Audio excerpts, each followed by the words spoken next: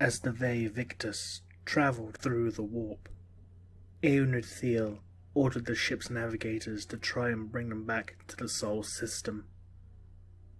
They needed to inform the Emperor of the treachery of his sons at any cost. They travelled for what could have been days, weeks, maybe even years. Hard to tell given the instabilities of warp travel, thanks to the warp storms making the ethereal currents treacherous.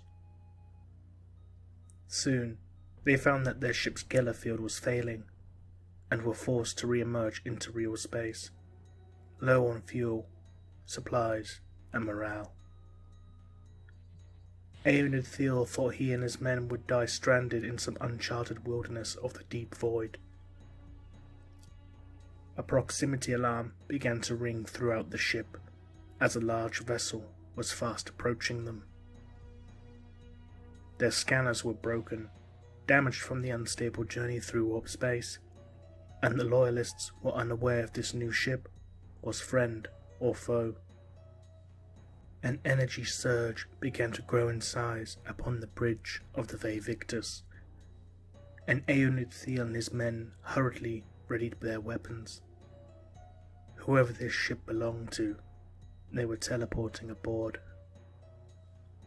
A blinding flash of green light and arcing lightning heralded the arrival of 8 towering figures in heavy bone and green-coloured Tartarus pattern Terminator armour.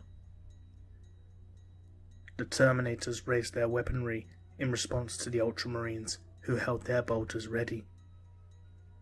A single figure emerged from amongst the Terminators, towering over all of them, carrying a massive scythe in his hand. The Death Lord, Mortarion, Primarch of the Death Guard. Mortarion asked who was in charge of this damaged vessel, and offered to escort them back to the nearest naval base to refuel and resupply. Thiel stated that he needed to make way for Terra, for he had dire news of the utmost urgency for the Emperor. When Mortarion asked why he couldn't tell his Primarch of this dread news, Thiel requested to speak to Mortarion in private upon his flagship, the Endurance. Mortarion laughed upon hearing the news Thiel brought, assuming it was some kind of joke. When Thiel assured him it was all true, Mortarion's mood soured. The Ultramarine was surely lying. Upon looking up the service record of Eonid Thiel, he noticed the sergeant's long and colourful history of insubordination.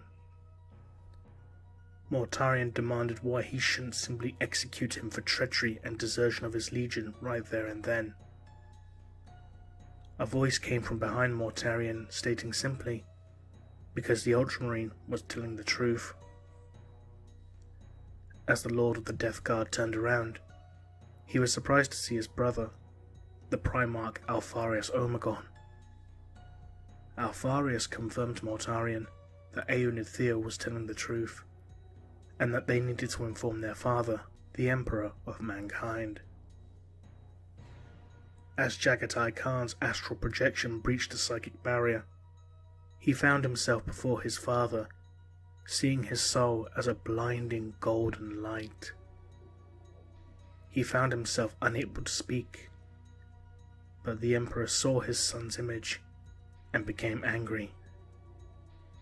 Jagatai Khan had inadvertently destroyed an important artifact, one important to the future of the Imperium and of Terra itself. As Jagatai Khan found his soul banished back to his body, awakening from his trance, the Emperor shook his head sadly. His son had defied his edict, and thus needed to be punished.